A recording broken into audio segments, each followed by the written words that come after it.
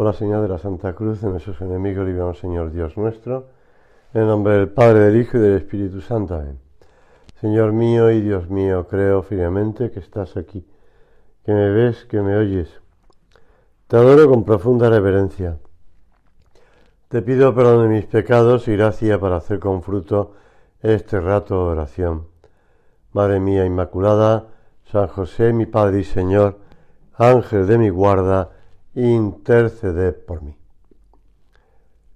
Quien ama a su padre o a su madre más que a mí, no es digno de mí. Y quien ama a su hijo o a su hija más que a mí, no es digno de mí. Leemos en el Evangelio. Al decidirnos libremente a seguir al Señor por entero, entendemos que han de ceder otros planes. Padre, madre, novio, novia. El llamamiento de Dios es lo primero. Lo demás debe quedar en segundo término. Las palabras de Jesús no entrañan ninguna oposición entre el primero y el cuarto mandamiento, pero señalan el orden que han de seguir. Debemos amar a Dios con todas nuestras fuerzas a través de la peculiar vocación recibida. Y también hemos de amar y respetar, en teoría y en la práctica, a los padres que Dios nos ha dado, con quien tenemos una deuda tan grande. Pero hemos de comprender que el amor a los padres no puede anteponerse al amor a Dios. De ordinario no tiene por qué plantearse la oposición entre ambos, pero si en algún caso se llegara a dar, habría que recordar aquellas palabras de Cristo adolescente en el templo de Jerusalén. ¿Por qué me buscabais? ¿No sabíais que es necesario que yo esté en las cosas de mi Padre? Jesús responde de este modo a María y a José, que angustiados le buscaban, y constituye una enseñanza para los hijos y para los padres. Los hijos para aprender que no se puede anteponer el cariño familiar al amor de Dios, especialmente cuando el Señor pide un seguimiento que lleva consigo una total entrega. Los padres, para saber que sus hijos son de Dios ante todo y que Él tiene derecho a disponer de ellos, aunque en alguna ocasión esto suponga un sacrificio grande a los padres. Triste decisión sería aquella que llevara a desoír a Dios para no disgustar a los padres, y más triste consuelo sería el de los padres, pues, como dice San Bernardo, su consuelo es la muerte del hijo. Difícilmente podrían haberle causado un daño mayor. Siempre se plantea la vida de la persona y la vida de sus padres. Ahora que estamos en el tiempo de la Navidad, pues siempre ocurre cuando el hijo o la hija ha salido de casa, se ha casado, ha formado otra familia, llega el día de Año Nuevo o día Año Viejo, o Nochevieja, o el día de Nochebuena y el día de Navidad. ¿Y dónde vamos a pasar la Nochebuena? ¿Dónde vamos a pasar la Nochevieja? En casa de tus padres, de los míos, siempre hay un pequeño lío, que unos padres tiran para un lado, otros tiran para otro. Bueno, lo que siempre recomiendo es que lo importante es que es tu familia. Y si tú te has casado con una mujer o con un hombre y has formado una familia, tienes que estar a buenas con todo. Y ya después intentar echar cara a cruz, como queráis. Pero bueno, seguimos con la meditación. Al Señor solo se le puede seguir con la libertad nacida del desprendimiento más pleno. Libertad de corazón que no anda prendido en melancolías y añoranzas, en flojos sentimientos que conducen a una entrega a medias. Libertad también que conlleva la necesaria autonomía para cumplirla con voluntad, cumplir la voluntad de Dios. Voy a contar una, se me acaba de acordar, y voy a contarla. Esto lo ha escrito el Beato Álvaro del Portillo en los comentarios a pie de página de los escritos que publicó el fundador de Opus Dei, hablando de lo que es el Opus Dei, pues eso, las distintas instrucciones sobre la labor con gente joven, sobre la formación de los numerarios, etcétera, etcétera. Pues cuenta el beato Álvaro del Portillo, ya digo, a pie de página, de una de las instrucciones de San José María sobre el Opus Dei, que instrucciones, un documento donde va explicando pues cómo se va articulando las distintas labores de la obra. Y están presentadas en la Santa Sede, etcétera, desde que no es.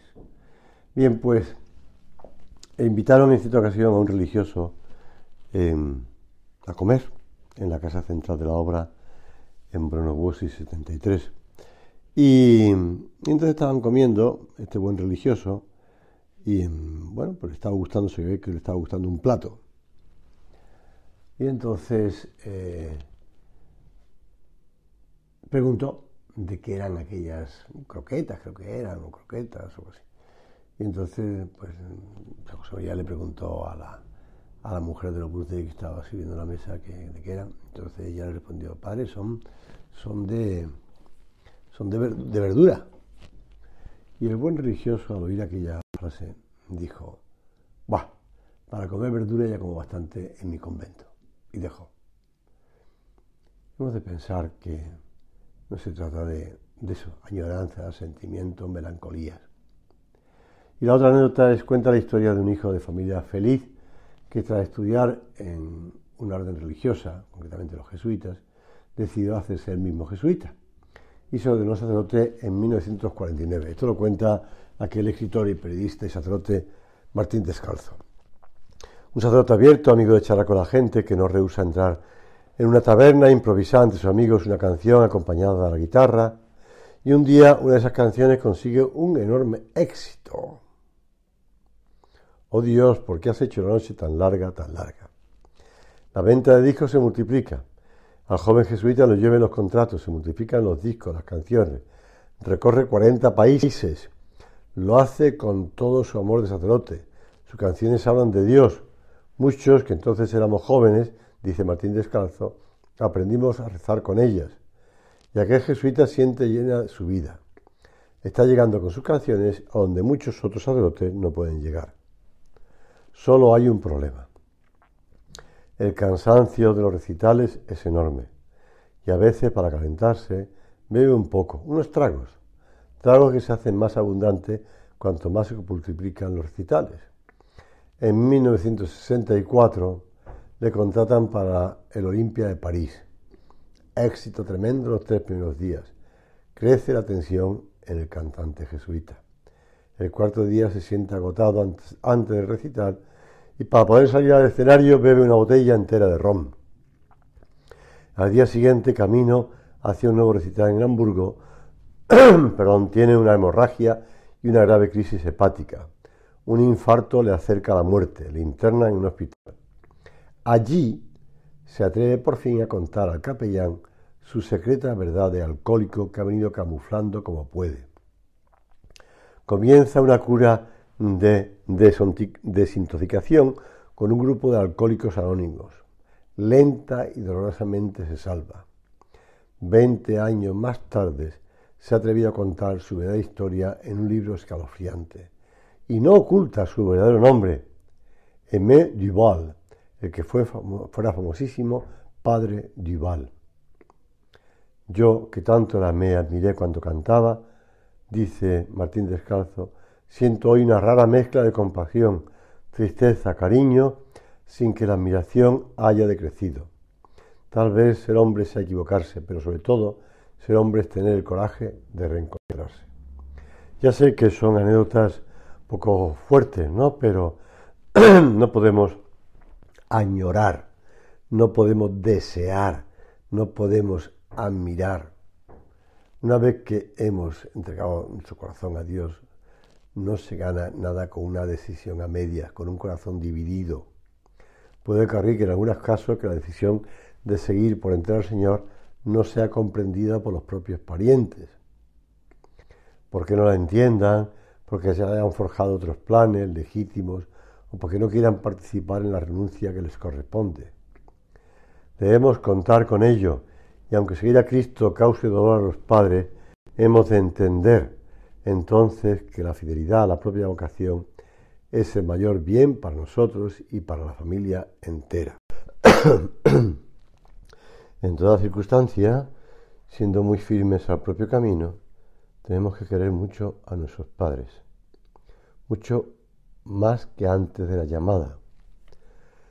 Los que llevamos años siguiendo al Señor, una entrega en el celibato, en el sacerdocio, sabemos la importancia que han tenido nuestros padres en nuestra vocación y lo mucho que le queremos después. Debemos pedir mucho por ellos, para que comprendan que no es un sacrificio para los padres que Dios les pida a sus hijos, ni para los que llama al Señor es un sacrificio seguirle. Hemos de agradecerle al Señor nuestra vocación. De verdad que Dios sabe más.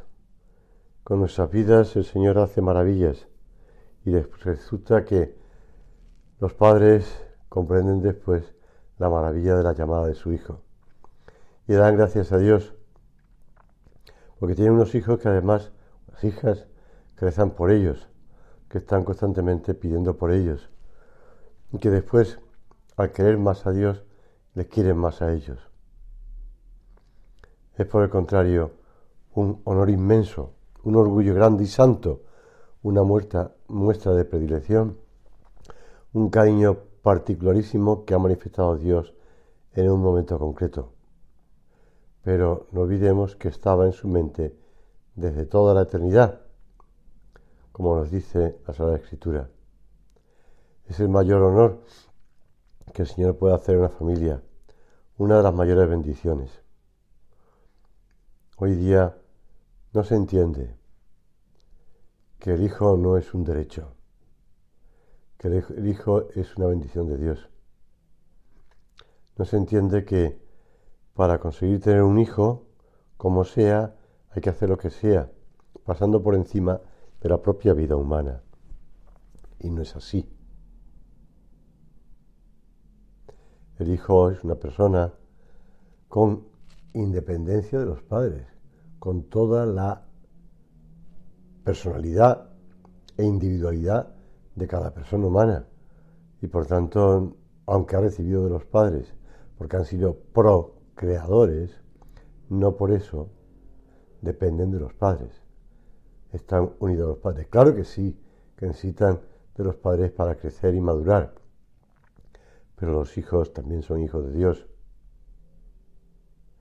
Y la persona que ha entregado su corazón por completo al Señor lo recupera más joven, más grande y más limpio para querer a todos. El amor a los padres, a los hermanos, pasa entonces por el corazón de Cristo. Y de ahí sale enriquecido. Señala Santo Tomás de Aquino que los dos hijos del Zebedeo, Santiago y Juan, son alabados porque siguieron al Señor abandonando a su padre. Y no lo hicieron porque éste los incitase al mal, sino porque estimaron que su padre podía pasar la vida de otro modo, siguiendo ellos a Cristo. Son palabras de Santo Tomás. El Maestro había estado cerca de sus vidas, los había llamado, lo hemos leído en el Evangelio estos días, y entonces todo lo demás se situó en segundo lugar. En el cielo encontraron los padres una especial gloria, porque aquí está, pues, Zebedeo, el padre de Santiago y de Juan, y todas las puertas se le abrían. Aquí está María Salomé, la madre de los Zebedeos. Con qué alegría recibiría el abrazo de la Virgen, o el abrazo de San José, el abrazo de todos los padres de los apóstoles.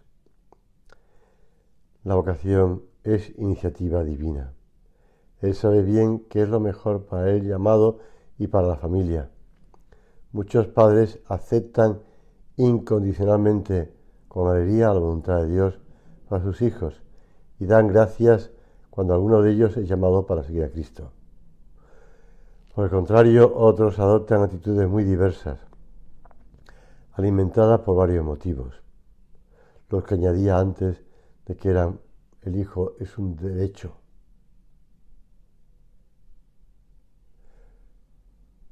Son motivos, entre comillas, lógicos y comprensibles, pero con mezcla de egoísmo otros. Con la excusa de que sus hijos son demasiado jóvenes para seguir la llamada de Dios, no para tomar otras decisiones también comprometidas. Y aunque los tiempos han cambiado, los padres tienen que comprender que los hijos hoy día no solamente están expuestos a cosas bastante dañinas y que ellos muchas veces no se enteran o las permiten para que ya son mayores, que hagan lo que quieran. Yo ya le he explicado las consecuencias y tantas veces los hijos se someten a caprichos que estropean su vida.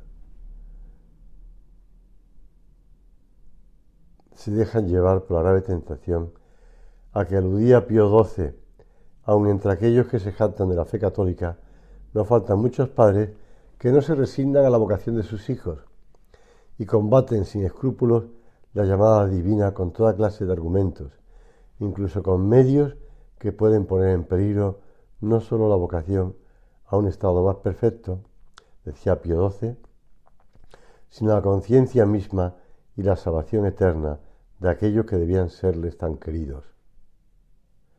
Las generaciones actuales, muchas de ellas están sufriendo las consecuencias del abandono por parte de sus padres.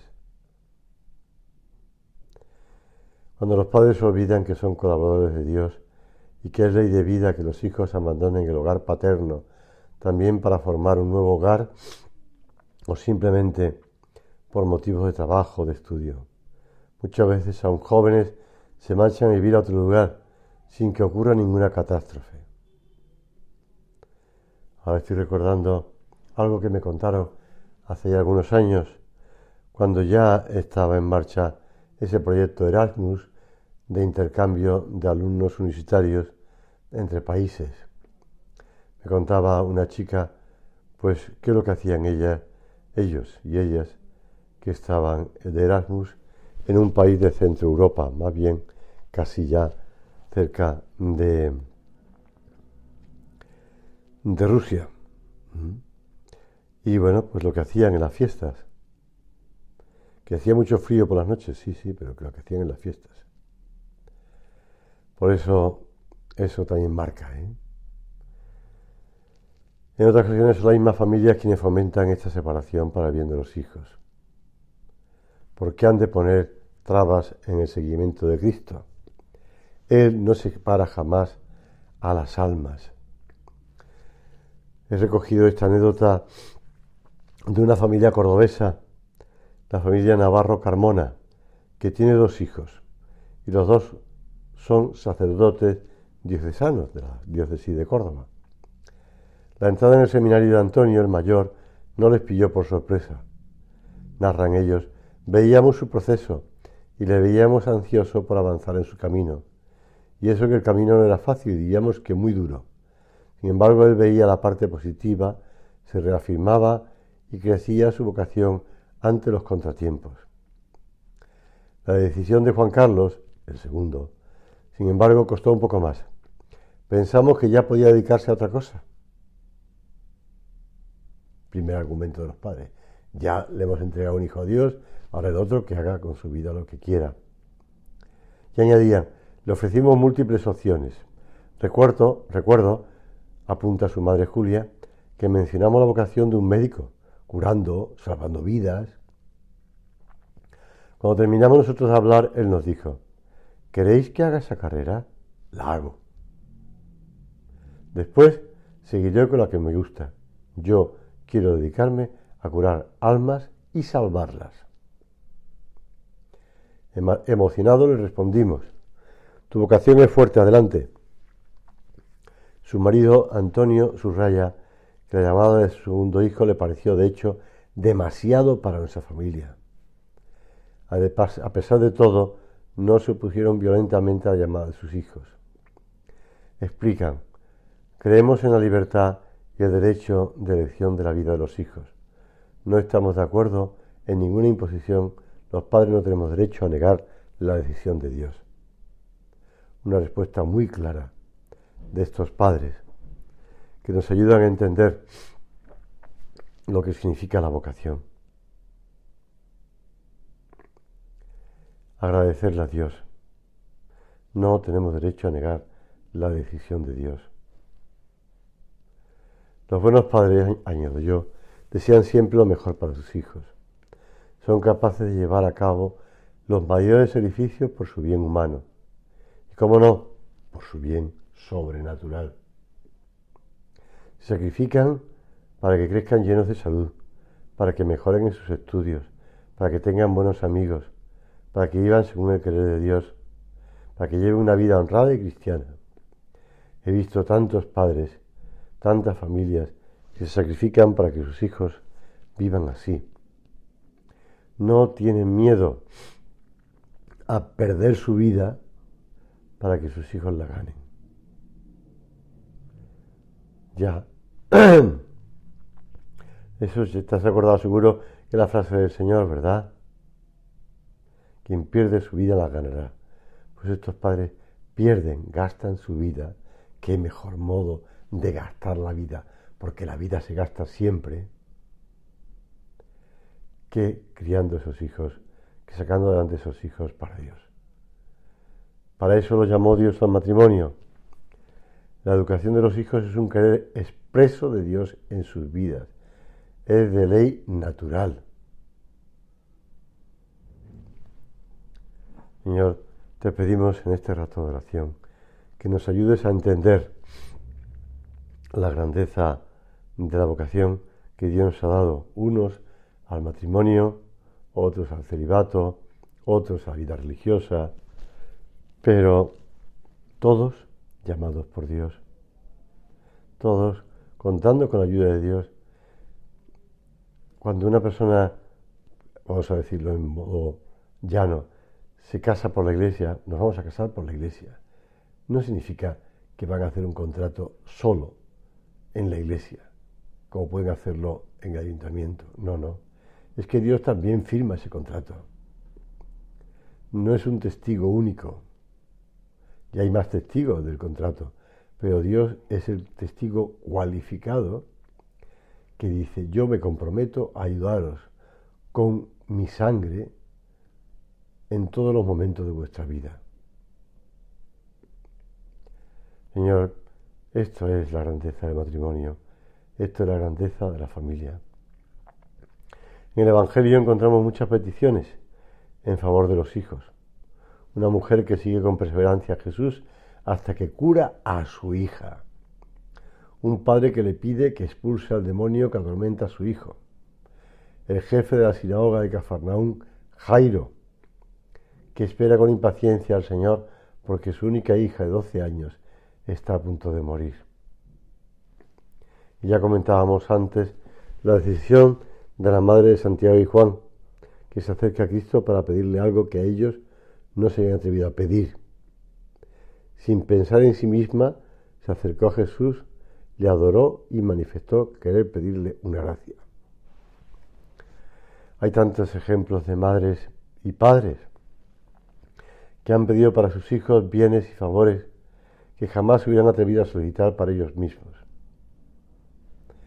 El Señor, comprensivo ante ese cariño tan grande, de madre, no lo rechaza, pero se dirige a los dos hermanos para darles el mayor honor que puede tener un hombre: compartir con él la propia copa, su mismo destino, su misma decisión. Los padres deben pedir lo mejor para sus hijos, y lo mejor es seguir la propia llamada, lo que Dios tiene dispuesto para cada uno. Este es el gran secreto para ser felices en la tierra y llegar al cielo, donde nos espera un gozo sin límite y sin fin.